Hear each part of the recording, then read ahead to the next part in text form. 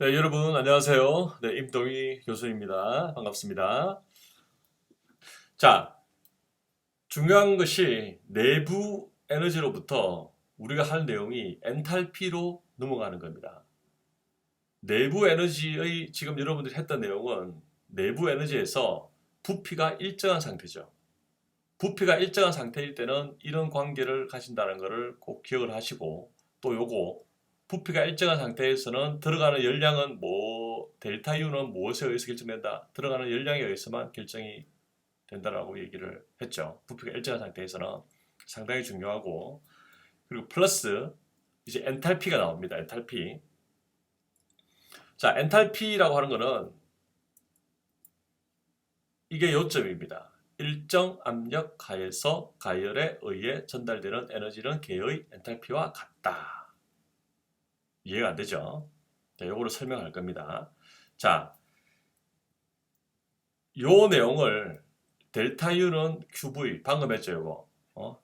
델타 U는 QV. 자, 요 내용을 여기에 비슷하게 한번 말을 넣어 볼까요?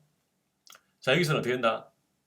V가 일정하죠. 일정 부피 하에서 가열에 의해 전달되는 에너지는 그 개의 뭐와 같다? 내부 에너지 변화와 같다라는 거예요. 상당히 중요합니다. 정말 중요한 거예요. 요거는 보는 것처럼 결론적으로 우리가 요걸 찾아낼 겁니다. 이렇게 델타 H는 QP, 델타 U는 QV. 자, 요거를 하려고 지금 이렇게 한 겁니다. 두 개 요거. 그래서 요 말은 요거라는 거예요. 일정 압력 하에서 뭐다? P가 들어갔죠. 일정 압력 하에서 P, 가열에 의해 전달되는 에너지는 가열이 뭐다? Q죠. 열이죠. 열에 의해서 전달되는 에너지는 그 계의 뭐와 같다? 엔탈피의 변화와 같다라는 거예요. 조건이 뭐다? 일정 압력 하에서라는 거예요. 동일하게 보세요.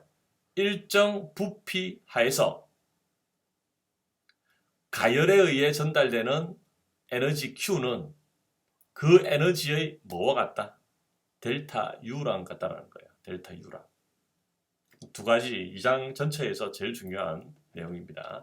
자, 그러면 어떻게 저게 나오는지 하나씩 보도록 할게요. 엔탈피라고 하는 거는 조합 상태량입니다. 조합 상태량. 이게 무슨 말이냐면 상태량을 조합해놨다는 거예요. 그냥 편하게 하려고. 즉 U랑 P랑 V를 합해서 H로 하자라고 약속한 거예요. 근데 이것도 의미가 있습니다. 나중에 2장 마칠 때쯤에 다시 한 번 더 이런 내용들을 정리를 할게요. 지금 현재 상태에서는 H를 단순하게 내부 에너지랑 배웠죠. 앞 시간에. P 알죠? V 알죠? 이것을 조합해 놓은 것을 우리가 H로 하자라고 얘기한 거예요. 자, 그래서 여기서 변화, 엔탈피 변화라고 하면 델타를 붙이면 되죠. 델타 붙이면 델타 붙이고 델타 붙이죠. 그런데 조건을 일정 압력이라고 하자는 거예요. 근데 왜 일정 압력으로 하냐면 우리가 어떤 화학 반응을 우리는 지금 연력학을 배우는 목적이 뭐라고 했습니까? 화학 평형이죠. 그리고 많은 화학 반응들은 대부분 대기압 상태에서 많이 발생을 하고 또 우리가 또 그렇게 하면 편하죠. 압력을 조절할 필요가 없으니까. 그러니까 이런 대기압 상태의 환경이 여러 가지 중요한 역할을 하기 때문에 일정 압력이라고 하는 조건을 우리가 붙여주면 편합니다. 그래서 일정 압력이라고 하면 보세요. 압력은 항상 일정하죠. 압력이 일정하다는 것은 압력이 없다라는 것이 아니죠. 그래서 델타의 관점에서 보면 이렇게 바뀌어서 델타 U, P는 일정하니까 P로 나오고 델타 V 이렇게 쓸 수가 있죠. 그래서 P는 상수입니다. 그래서 P를 갖다가 우리가 대기에 노출된 대기압이라고 하면 외부 압력 PEX 이렇게 정의를 한다라고 하면 델타 H의 정의로부터 델타 H는 이렇게 나오겠죠. 맞죠? 자, 그러면 우리가 배웠던 연력학체 1법칙 요거 그리고 팽창일 지난 시간에 배웠던 팽창일 맞죠? 이렇게 연립각 제일법칙이라면 요 식을 딱 떠올려야 됩니다. 그리고 이상기체 등온 팽창이면 뭐다? Q는 마이너스 W 이런 것들 다 암기를 하고 있어야 됩니다. 물론 원리도 알고 있어야 되고. 자, 두 식을 쏙쏙 넣어주면 어떻게 됩니까? 델타 H는 Q, Q, 땡땡 없어지면 이렇게 되죠. 자, 델타 H는 Q의 관점에서 나왔는데 이때가 어떤 상황이다? 압력이 일정한 상황이라고 했죠. 그래서 델타 H는 QP로 우리가 표현을 한다는 거예요. 이게 뭐다? 일정 압력. 이게 빠지면 일정 압력이란 말이 빠지면 아무 소용이 없습니다. 아무 소용이. 일정 압력이 되어야지만 이런 관계가 성립이 된다는 거예요. 알겠죠? 자, 그러면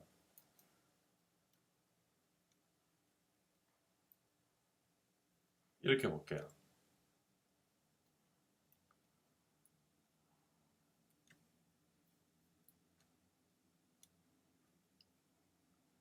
자, 둘 다 어떤 개다? 둘 다 닫힌 개죠. 밀폐개죠. 둘 다 밀폐개인데 여기는 뭐가 일정합니까? 여기는 V가 일정하다는 거예요. V가 일정. 그리고 여기에서는 이 피스톤이 오르락내리락 하죠. 올라갔다 내려갔다 하기 때문에 여기서는 V가 일정하지 않죠. 단 여기서는 압력이 P가 일정하다라고 할게요. 이런 상태가 있다는 거예요. 이런 상태가. 자, 여기서 뭐 라면을 끓여 먹든 뭘 하든 이 용기 내에서 자, 여기에다가 우리가 열을 가한다는 거예요. 불을 이렇게 열을 가하면 Q가 들어가죠. Q가 10이 뭐 10줄이든 100줄이든 Q가 들어가죠. 이렇게 10줄 이렇게 그럼 그때의 요런 상태에서의 Q가 10줄이 들어가면 여기서의 델타 U는 얼마다? 델타 U는 10줄이라는 거예요. 그럼 여기서는 델타 H가 10줄이라는 거예요. 10줄. 이런 차이가 있습니다. 이런 차이가. 밀폐계이지만 이런 일정 압력하에서 걔가 팽창할 수 있는 이런 관계가 되면 이때는 델타 H의 관점이 되는 거고 그렇지 않고서는 델타 U의 관점이라는 것을 우리가 지금까지 했던 내용을 정리합니다. 그럼 요거를 한번 자세히 한번 볼게요. 왜 이게 델타 H가 되는지. 요 델타 H 요거를 우리가 확대해서 한번 보면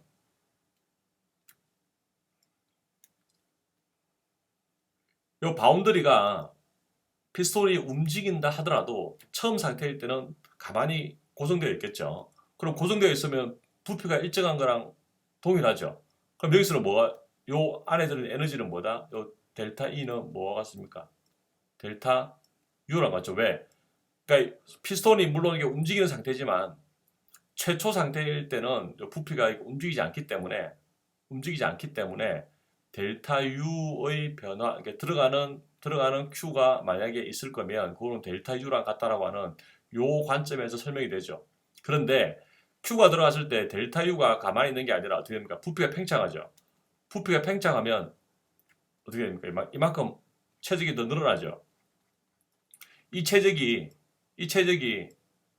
부피와 압력과 부피의 관점이라는 거예요. 자, 압력과 체적 변화를 곱하면 이게 뭐다? 이게 1이죠, 1. 1이면 이게 뭐다? 1은 뭐다? 에너지를 전달하는 형태죠. 에너지죠. 맞죠? 그럼 보세요. 원래 가지고 있던 그 부피의 고정된 부피에서의 에너지 변화량은 델타 U인데 그 델타 U에다가 만약에 들어온 열에 의해서 부피가 팽창을 하게 되면 경계가 움직임으로 따라서 팽창을 하게 되면 그 팽창 일은 뭐에 따라서 결정됩니까? PV죠. 그래서 U랑 PV 여기 물론 델타 들어야겠죠. U랑 PV를 합한 것을 우리가 H로 정의를 한다는 거예요. 그래서 이런 팽창 일에서는 외부에서 에너지가 들어가면 그 들어가는 에너지는 무엇과 같다? 일정 압력 하에서 델타 H랑 같다는 거예요. 그 델타 H를 분해해 보면 결국 뭐와 뭐의 합입니까?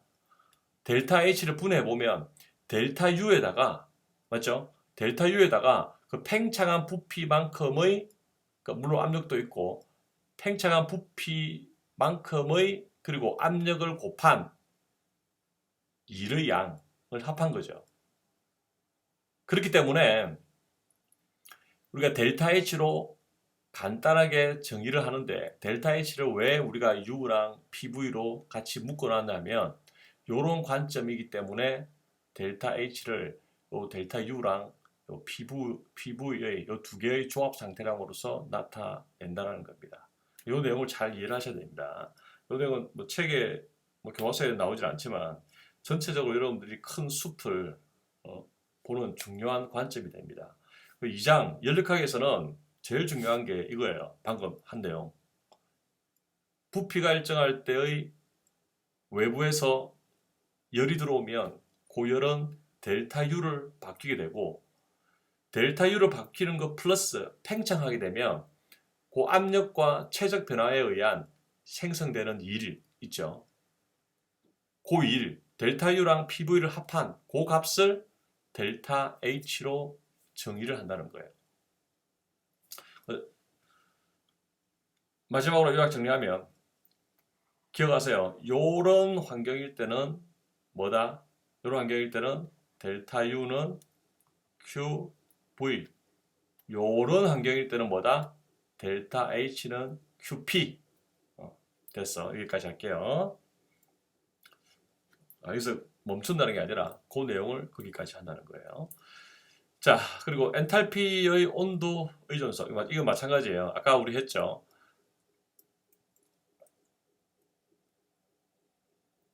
요거 엔탈피 방금 했던 내용처럼 보세요. 요 원래 정해진 열 용량의 정의고 델타 H 보다 일정 압력일 때 얘가 들어가게 되는 거죠. 들어가게 되면 CP는 델타 T분의 델타 H죠. 앞서 했던 것처럼 앞서 CV가 어떻게 했습니까? CV는 온도의 변화량에 따른 뭐였다? 델타 U의 변화량이 CV라고 했죠. 마찬가지로 CP는 온도의 변화에 따른 델타 H의 변화량이 CP로 정의가 된다는 거예요. 기울기, 접선의 기울기죠. 그래서 자, CP가 CV보다 크다는 것에 주목하라. 왜 그럴까? 한번 생각해 보세요. 이거는 숙제로 한번 낼게요. 숙제로. 제출은 하지 않고 다음 시간에 제가 얘기를 해줄게요. 한번 고민해 보세요. CP가 CV보다 왜 클까? C는 뭐다? 1도씨만큼의 온도를 올리는데 필요한 열량이죠. 그렇죠? 그래서 답을 같이 얘기를 할게요. 자, 이 상태에서는 외부에서 1도를 올리려면 부피가 고정되어 있기 때문에 1도 올리는데 필요한 열량이 뭐 10이라고 하면 여기서는 1도를 올리려면 부피가 팽창을 하죠. 왜? 경기가 움직이기 때문에 팽창하기 때문에 이 팽창하는 부분만큼 열을 더 올리려면 에너지가 더 들어가야 되죠. 그래서 CP가 CV보다 항상 크다는 거예요. 자, 요거는 뭘 얘기하냐면 CPM이라는 것은 우리가 측정에 의해서 측정을 할 수 있는데 이제 그것을 이 경험식에 의해서 이런 식으로 나타냈습니다. 여러분 책 참고하세요. 52페이지 보면 이걸 보게 되면 이런 A, B, C 요 상수입니다. 물질에 따라서 A, B, C 값이 다 나와 있어요. 그리고 그 함수는 T의 함수로 다 정의를 했다는 거예요. 즉 예를 들어서 온도가 만약에 300K다. 온도가 300K일 때 어떤 물질의 CPM을 알고 싶다라고 하면 데이터를 쭉 찾아가지고 상수 A, B, C를 가져와서 그 식을 만들어가지고 상수론 값이 나와 있으니까 온도만 넣어주면 CPM이 자동적으로 나오죠. 뭐 예를 들어서 이거 같은 경우 뭐 질소 같은 경우는 뭐 이 온도에서 이 값이고 이 온도에서 이 값. 그러니까 이런 함수를 경험식으로 나타냈다는 거예요. 편안하게 참고해서 기억을 하세요. 그 CPM 있죠? CPM은 뭡니까? 몰당이죠. 몰당 그때의 열 용량이죠. 그래서 엔탈피도 마찬가지로 엔탈피는 U랑 PV의 합작이죠. 자, 요거는 다 뭐다? 상태함수죠. 이런 것들은. 그래서 델타 H도 경로에 무관한 상태함수라는 거 기억하시고, 그리고 일정 압력에서 대기압에서 열로서 전달되는 에너지는 엔탈피 변화라는 거 동일하다. 그래서 이거 꼭 강조 많이 했죠. 꼭 기억하세요. 잘 알아야 됩니다. 예제는 뭐 어렵지 않습니다. 일정 압력에서 일정 압력이라고 하면 딱 떠오르는 게 뭐다? 델타 H는 QP. 물 100g을 상승시킬 때 엔탈피 변화는 물어봤죠. 그래서 이때 물은 물론 온도에 따라서 열 용량이 다 다르지만 요 값이 많지 않기 때문에 요 CPU 값은 일정하다라고 가정을 그냥 하고, 그럼 CP는 델타 H는 이런 관계가 있죠. 알고 있죠. 그리고 요 CPM이라고 하는 거는 몰수를 곱해줘야지 CP가 되는 거죠. 이거는 몰당이기 때문에 이거는 몰수죠. 식이 나왔고, 그러면 물이 가지고 있는 몰수, 이거 지난 시간에 했죠. 물 100g이라는 것은 물 100g을 몰수로 바꿔야 되죠. 이게 그냥 몰수기 때문에 18g의 물은 1몰이죠. 여기서 땡땡 없애주면 물은 5.55몰이다. 그 CPM 요 값은 데이터를 찾습니다. 데이터로부터 데이터. 그래서 델타 H는 몰수 넣어주고 CPM 넣어주고 온도 넣어주면 돼. 그러면 플러스 25kJ. 이때의 일정 압력이니까 이때의 변화는 그 에너지 값은 어떤 에너지 값이다? 엔탈피 에너지의 변화량 값이라고 얘기를 했죠. 자, 요거 또 여러분들 한 번씩 헷갈리는데 20에서 80면 온도가 그러니까 델타 T가 얼마입니까? 델타 T가 60도시죠. 델타 T가 60도시란 말은 다른 말로 하면 60K랑 같은 말이죠. 연력학 온도는 우리가 연력학적 절대 온도 0K를 기준으로 켈빈 온도를 다 쓰고 있는 거죠. 그래서 60도씨는 델타 T가 60도씨는 델타 T가 60K랑 같은 말입니다. 그렇죠? 요거 헷갈리면 안 됩니다. 한 번씩. 문제에서 나왔을 때 유효수자가 몇 개? 3개, 2개, 2개죠. 그러면 이거 보고 최소 유효수자가 2개죠. 그럼 답을 25kJ 이렇게 작성을 하면 되겠습니다. 되겠죠? 숙제는 따로 정리를 해서 제가 알려드리도록 하겠습니다. 네, 한 번 더 정리하면 2장에서 중요한 내용이 내부 에너지랑 엔탈피를 여러분들이 배웠습니다. 총 에너지라고 하는 것은 운동 에너지 그리고 위치 에너지, 거시적 에너지에서 내부 에너지를 합한 게 총 에너지죠. 그 총 에너지에서 우리는 고정계의 시스템을 중점적으로 보기 때문에 어떤 시스템의 에너지 변화가 결국은 뭐다? 내부 에너지의 변화다라고 같다라고 놓을 수가 있다는 거예요. 그렇죠? 그래서 우리는 내부 에너지 변화. 근데 그 내부 에너지가 변화할 때 2가지 케이스가 있다고 했죠. 일정한 부피일 때. 그때는 뭐다? QV는 델타 U가 되는 거고, 부피가 바뀌면서 압력이 일정한 경우, 그때는 QP라고 했죠. QP는 뭐다? 델타 H. 정말 중요합니다. 네, 수고했습니다.